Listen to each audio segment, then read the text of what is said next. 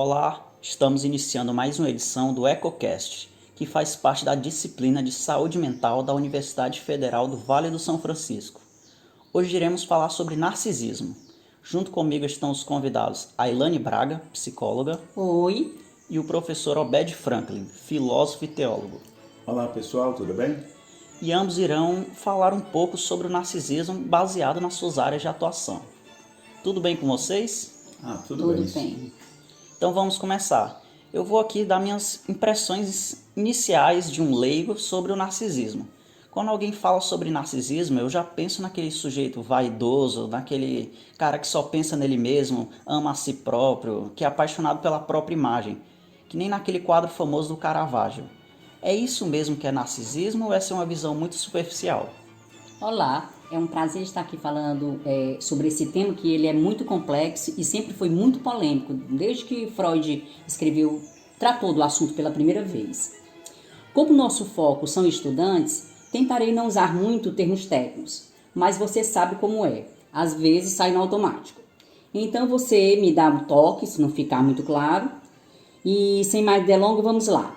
Para a psicologia, o narcisismo vai muito além do que você disse. Essas pessoas apaixonadas pela própria imagem. Freud fala do narcisismo desde a infância. Narcisismo desde a infância? Isso mesmo, desde a infância. Ele fala sobre o narcisismo primário e o narcisismo secundário. O primário é aquela fase em que o bebê recebe toda a atenção e é o centro de tudo na vida dos pais. Os pais começam a idealizar a vida do bebê, sobre o que ele será no futuro, e começam a depositar sobre o bebê os seus sonhos. É a fase do Vossa Majestade, o bebê, que Freud fala muito. O bebê se sente onipotente e tudo gira em torno dele e ele fica totalmente indiferente ao mundo externo. O mundo externo. O que é esse mundo externo que você fala? O mundo externo é o mundo formado pelos objetos. Que talvez aqui eu repita muitas vezes a questão do objeto, mas o objeto aqui representa o mundo real, o mundo externo. Entendi. Então esse narcisismo primário, o bebê ele é indiferente ao mundo externo porque ele se sente o centro do mundo. Os pais colocam ele no centro do mundo. Mas isso é uma coisa normal ou é alguma coisa patológica? Não, não é patológico, é extremamente normal e até necessário. De acordo com Freud, tanto o narcisismo primário como o secundário, que eu vou já falar sobre, fazem parte da construção do eu. No narcisismo secundário, o bebê começa a ter contato com o objeto, que é com o mundo externo, com a realidade real, objetiva.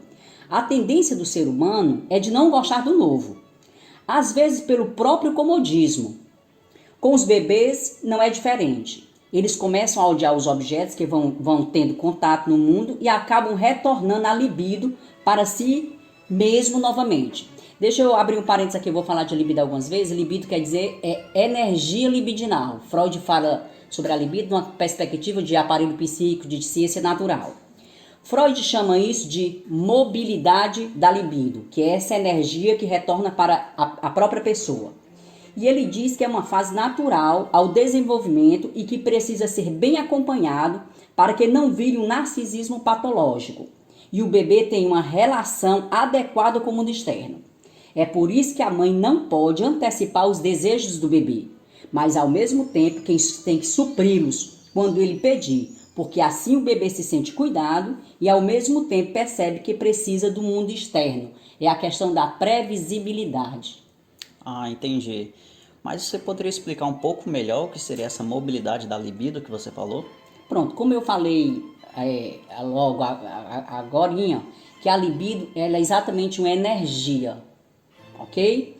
Que quer dizer que a pessoa pode ter libido para ela mesma, como uma energia que ela lança sobre ela mesma, como também para os objetos, né? Como tudo na vida, o equilíbrio é essencial. Se a pessoa tiver a libido muito aumentada para ela mesma, a tendência é o narcisismo e alguns problemas que se relacionam com ele, como é a esquizofrenia, o autismo, em que a pessoa terá indiferença ao mundo externo.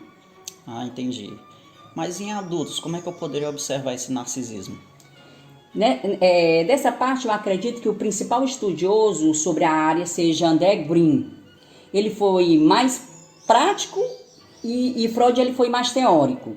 Green fala sobre o narcisismo positivo, que é aquele que busca a unidade, o equilíbrio, e também fala sobre o narcisismo negativo, que é aquele que vai em direção à morte psíquica. Nesse narcisismo, como em todos os outros, o sujeito vai perdendo a libido pelos objetos, mas a diferença é que ele não canaliza para o eu. Com isso, vai ficando totalmente diferente a tudo. O narcisismo, um resíduo desse narcisismo primário do bebê, tem que permanecer no indivíduo, porque isso é que é autoestima, gerar autoestima, ele é altamente benéfico. O segundo é que ele, se não for bem tratado, ele se torna patológico. No pior tipo, que é o narcisismo moral, a vaidade do sujeito é tão grande que ele não se importa com os outros, que os outros pensam acerca dele, se a turma acha ele bom ou acha ele ruim, ele pouco se importa. Estão acima da dor, do prazer e tudo mais. Uma frase famosa de Green, que eu quero deixar aqui frisada, é o seguinte: reconhecemos estes seres na vida por se colocarem frequentemente entre posição de Judas. Isso não os incomoda, pois estão convencidos de sua superioridade sobre os comuns mortais. Caramba! Então esses narcisistas morais, eles não têm a libido nem para ele e nem para o mundo externo. Eles são simplesmente indiferentes ao mundo.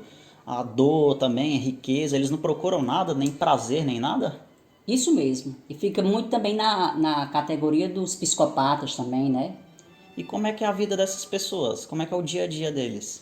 Essas pessoas vivem em constante tensão, em crise consigo mesmo. Muitas delas vão apresentar anorexia, idealização extrema, asceticismo, que é renunciar aos prazeres mundanos, viver exclusivamente clausurado, e até mesmo futilidade extrema. Muito interessante, muito obrigado pela sua participação. Agora eu vou fazer umas perguntas para o professor Obed, que eu soube que é um grande estudioso de Zygmunt Bauman. E aí, professor Obed, o que é que o senhor pode falar sobre narcisismo baseado em Zygmunt Bauman? Ele faz alguma referência a isso nos seus livros? Primeiro eu quero declarar aqui que aprendi bastante com o que foi apresentado até aqui. Obrigada. Na realidade, podemos dizer que a modernidade líquida, que é o grande fundamento do pensamento de Bauman, nessa modernidade líquida na qual vivemos, há a negação de praticamente tudo o que é externo ao indivíduo.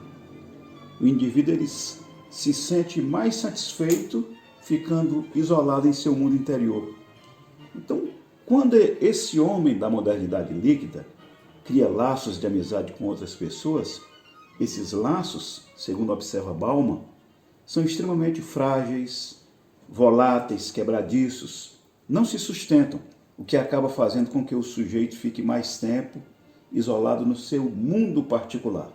Então percebemos então uma subjetividade mais narcísica no mundo moderno, no mundo líquido. Muito interessante. Então quer dizer que na sua visão, a sociedade que a gente está vivendo, ela é cada vez mais narcisista? Com certeza.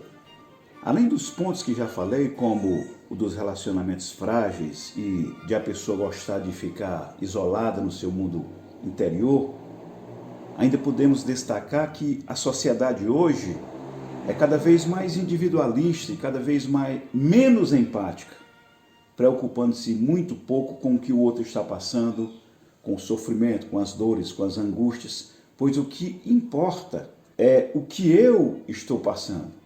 Sou uma pessoa ocupada, não tenho tempo para isso, e assim vai. Então, de acordo com Bauman, o mal não está confinado às guerras ou às ideologias totalitárias.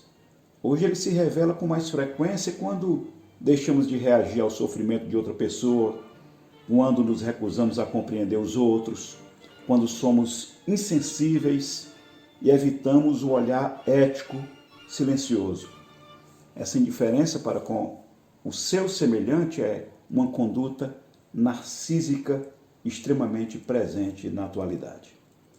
É verdade isso que você está dizendo. A gente pode perceber muito isso mesmo nos dias de hoje. Estamos nos importando muito pouco com os outros, né? Com o problema dos outros e muito com os nossos. Às vezes até as atitudes que a gente tem, as nossas próprias atitudes podem trazer sofrimento para os outros, Mas nós não pensamos nisso ou simplesmente não nos importamos, somos totalmente indiferentes, né? Estamos ficando muito inconsequentes também. Infelizmente, pessoal, nosso tempo é curto, mas mesmo assim, pelo menos para mim, a nossa conversa foi muito produtiva. Aprendi que o narcisismo não é sempre patológico e ele faz parte da construção do eu, e também que estamos vivendo uma sociedade muito autocentrada e cada vez mais indiferente ao mundo externo, o que revela uma subjetividade narcisística. Agradeço a participação dos nossos convidados, a psicóloga Ailane e o professor Obed. Para mim foi um prazer. Foi um prazer. Agradeço também aos nossos ouvintes. Até a próxima edição do EcoCast.